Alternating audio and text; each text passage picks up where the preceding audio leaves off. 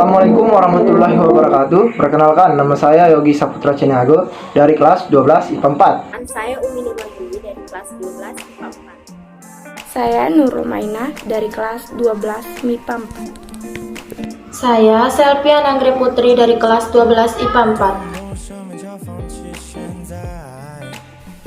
Perlu kita ketahui, yang dimaksud dengan pemilu atau pemilihan umum adalah proses memilih seseorang untuk mengisi jabatan politik tertentu. Jabatan tersebut beraneka ragam, mulai dari jabatan presiden atau eksekutif, wakil rakyat atau legislatif, di berbagai tingkat pemerintahan sampai kepala desa. Seperti yang kita ketahui, pemilu di Indonesia menganut asas luber, yaitu singkatan dari langsung, umum, bebas, dan rahasia. Asas ini sudah ada sejak zaman Orde Baru.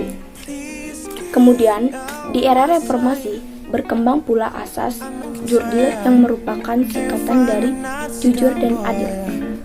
Permasalahan ini juga kerap terjadi pada saat pemilu. Contohnya, kertas suara yang sudah tercoblos sebelum warga dapat memberikan suaranya. Biasanya, hal ini terjadi saat pelipatan kertas suara, lalu hak pilih warga dicuri. Kejadian ini pernah terjadi pada pemilu 2019 lalu di Palu, Sulawesi Tengah, di mana identitas seseorang digunakan sebelum orang tersebut memberikan suaranya. Hal ini menyebabkan pemilik identitas tersebut tidak dapat memberikan suaranya secara langsung. Saran kami kepada pemerintah yaitu pada saat pelipatan kertas suara, penjagaan dan keamanan harus diperketat sehingga tidak terjadi kecurangan seperti sebelumnya, di mana kertas suara telah dicoblos sebelum waktunya. Yang kedua, pada saat sebelum memberikan suaranya, ada baiknya setiap warga diperiksa terlebih dahulu identitasnya apakah sudah sesuai atau belum, sehingga hak pilih warga tidak dapat dicuri kembali.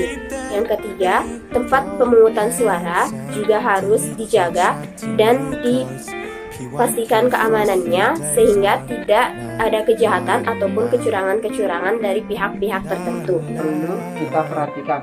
Yang pertama, pastikan kotak suara sudah dikunci dengan benar. Selalu awasi kotak suara agar tidak hilang, dicuri, ataupun ditukar. Jangan sampai ada kotak suara yang dibuka sebelum waktu perhitungan. Jangan sampai ada masalah-masalah ataupun kecurangan-kecurangan lagi pada pemilihan umum. Pemerintah harus menegaskan pada calon-calon pejabat yang mengikuti pemilu, panitia, dan juga masyarakat bahwa mereka harus melaksanakan kegiatan pemilu dengan jujur, adil, dan tanpa paksaan, baik pada saat pemilu berlangsung maupun saat selesai pemilu. Anggota keamanan seperti polisi dan tentara harus tetap berjaga karena biasanya setelah kegiatan memilih banyak supporter atau para pendukung partai memenuhi jalanan untuk mendukung paslon yang mereka dukung.